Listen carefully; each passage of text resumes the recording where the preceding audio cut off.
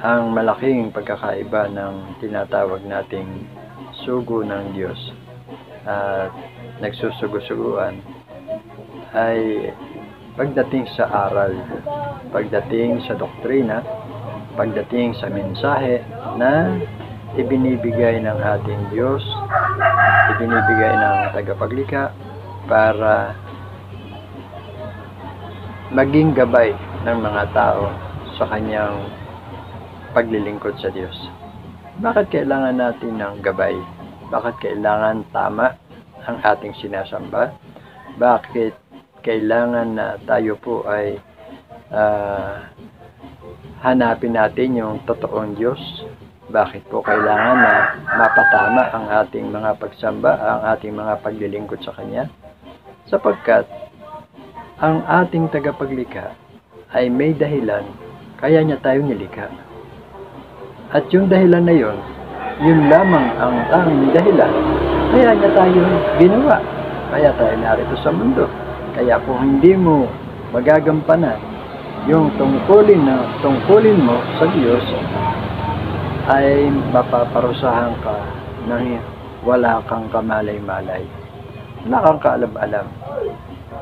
Paparusahan ka, yung pala akala mo, diboto ka sa ginagawang pagsamba, yung pala ay mali ang ginagawa mo at hindi iyon ang tunay na Diyos na iyong sinasamba. At ito ay, kung hindi mo pinag-aaralan, ito ay isang malaking kasalanan sa Kanya. Kaya ngayon po ay yan yung gusto namin na ituro at ipaliwanag para po tayo ay magkaroon ng panahon, pag-iisipan natin ito, pag-aaralan natin, at kung makita natin na tama itong ating ipinapaliwanag, ay yakapin po natin. Sumunod po tayo sa ating tagapaglikha sapagkat siya bilang tunay na Diyos ay nagbaba ng kanyang mensahe, nagbaba ng kanyang mga kautusan, nagbaba ng kanyang mga palatuntunan para ang tao ay sumunod sa Kanya at higit sa lahat ay para sumamba sa Kanya. Kaya meron tayong pagtuturo, kaya meron po tayong pag-aaral sapagkat mayroon pong pinapadalang mensahe, may ibinibigay na kautusan ang Diyos doon po sa tunay na sugo at yung pong kagustuhan ng ating tagapaglikha ay dala-dala ito ng tunay na isinugo ng Diyos. Siyempre, sasabihin niya sa atin kung ano ang kagustuhan ng Diyos. Ano ba ang kagustuhan ng Diyos? Bakit ba niya tayo nilikha? Sabi ng ating Diyos, A'udhu billahi minash shaitanir rajim, Bismillahirrahmanirrahim. Wa ma khalaqtul jinna wal insa illa liya'budun. At hindi ko lamang nilikha ang jinn, ito yung mga espiritu, ito yung mga engkanto, hindi natin ito nakikita. Sa makapit sila yung unang nilikha. At nilikha din ng Allah tayong mga tao, mga ins, ay para lamang sasambahin natin ng Allah subhanahu wa ta'ala. So, yung layunin ng ating tagapaglikha, kaya na tayo ginawa, kaya na tayo nilikha, kaya tayo narito, ay para lamang sambahin. Kaya tayo narito ay para lamang sumamba sa Allah subhanahu wa ta'ala. Sapagkat siya ang lumikha sa atin. At siya rin ang may sabi na siya ang lumikha sa atin. At dahilan ng kanyang paglikha ay sinabi niya, nilikha ko lamang ang mga jinn at ang mga tao para lamang sambahin ako. So, yung dahilan na yun, kaya magpapadala siya ng sugo. Siya yung magpapadala, siya yung lumikha O, kung yung ang lumikha ay si Jesus, anong mensahe ang pinadala niya? Wala. Bakit wala? Ano siya kumbaga siya ay kasama sa mga sugo, kasama siya sa mga propeta. So, ibig lang sabihin, siya ay nagtuturo din. Kaya paano siya ang tagapaglikha? So, imposible na si Jesus ang maging tagapaglikha. Si Jesus ay isa sa mga nilikha. Kaya common sense ito kung dito pa lang malalaman na natin na hindi talaga Diyos si Jesus. Si Jesus ay isang tao, isang sugo, at isang propeta.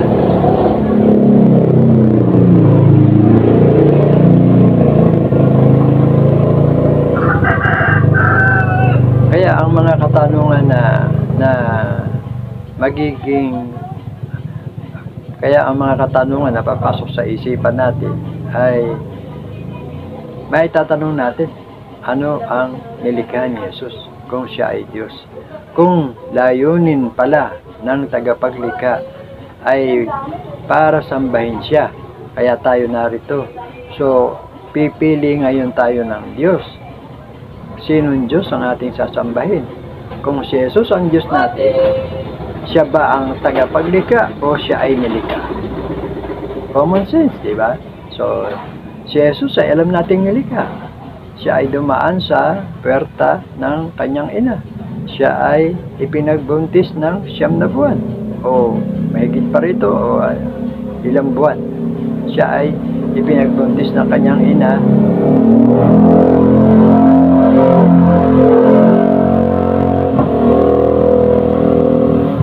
Si Jesus ay ipinagbuntis ng kanyang ina sa loob ng 9 na buwan. Alhamdulillah, katunayan na siya ay nilikha, katunayan na siya ay tao.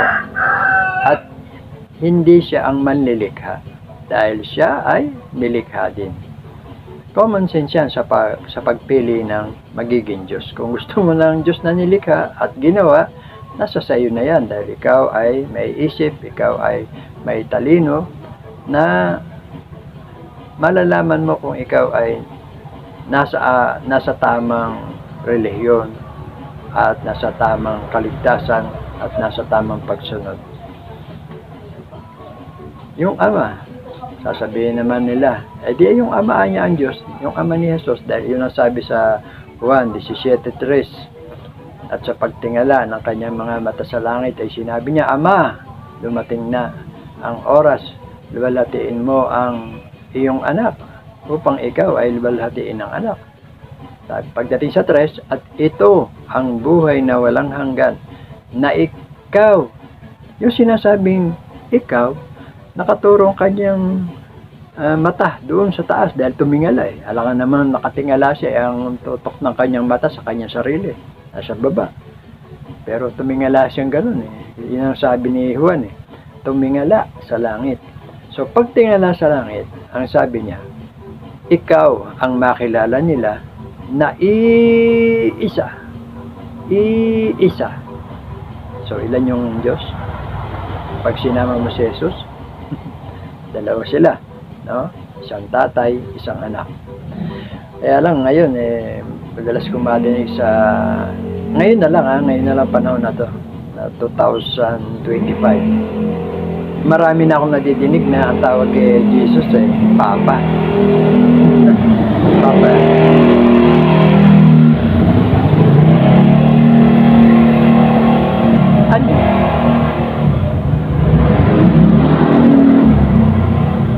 Nadidinig ko ngayon sa mga Kristiyano yan.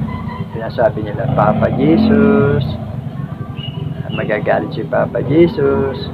Matutuwa si Papa Jesus. Papa Jesus, bakit? Nagpapaampong ka ba? Alam naman natin binata si Jesus. No? Ipinanik ng Allah sa taas na hindi naman nakapag-asawa. O kaya may nakalipin. So, astagfirullah.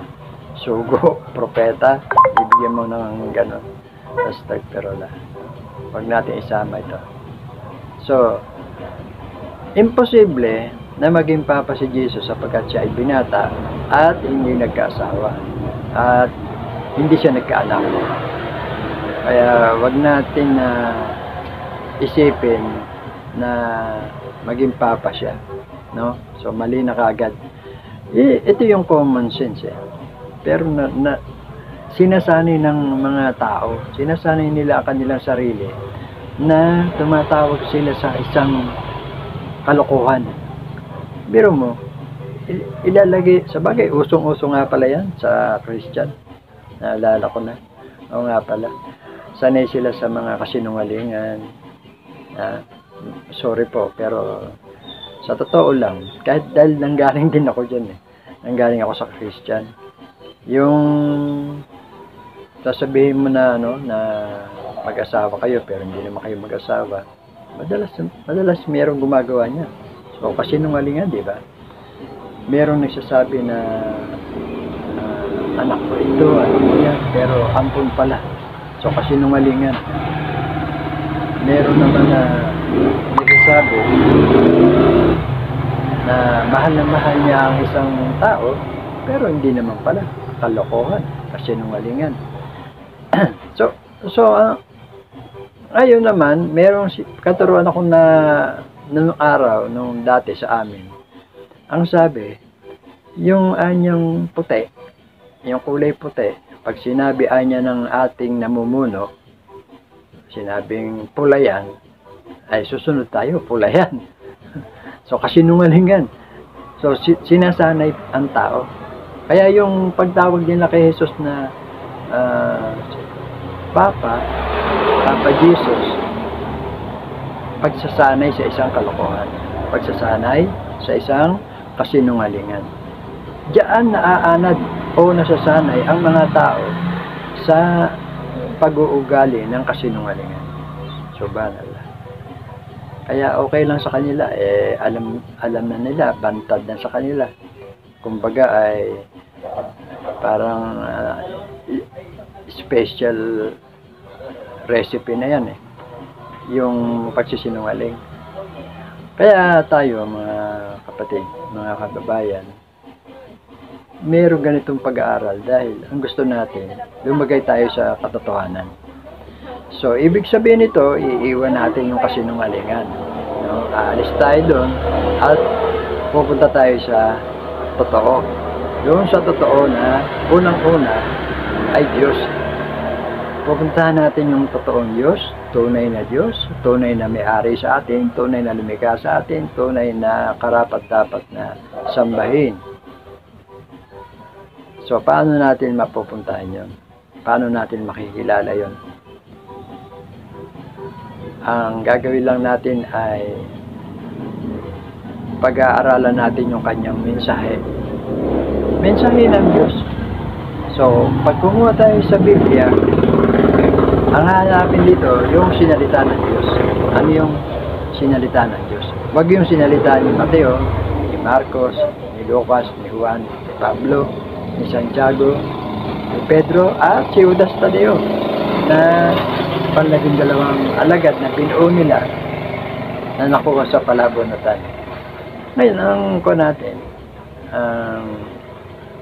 pagkuha natin ng hihingi tayo ng kasi sila yung magsasabi, halimbawa isang mangangaral dala Biblia, sasabihin niya, ito ang mensahe ng Diyos na tayo ay gumawa ng mabuti, tayo ay mamalagi sa pagsunod sa Kanya. So, pwedeng sabihin ng kahit sino, kahit lahat. So, sinong nagsabi nito? Yung sinalita niya na yun.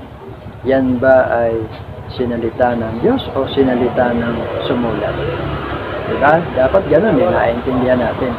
Kasi pag sinabi niya na galing sa kasulatan, maliwanag na may nabasa siyang mga salita ng Diyos na itinuturo niya. Pero kung ang mangyayari ay sinalita niya na kwento niya,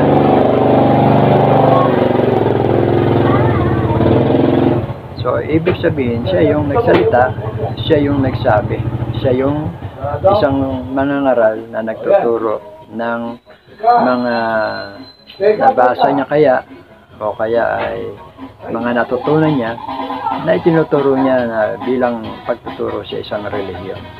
So iyan po yun.